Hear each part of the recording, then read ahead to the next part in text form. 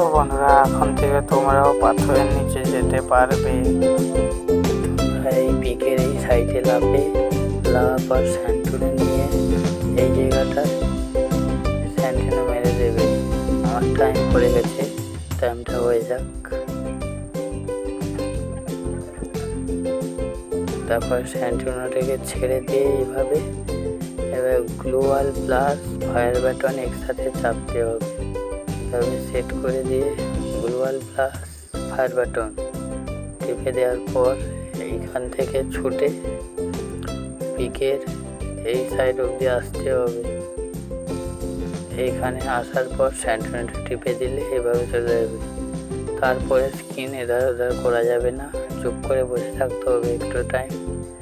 তারপরে কিছুক্ষণ পরে তোমরা স্কিনটাকে এধার ওধার করতে পারো, দিয়ে আস্তে আস্তে এগিয়ে যেতে হবে।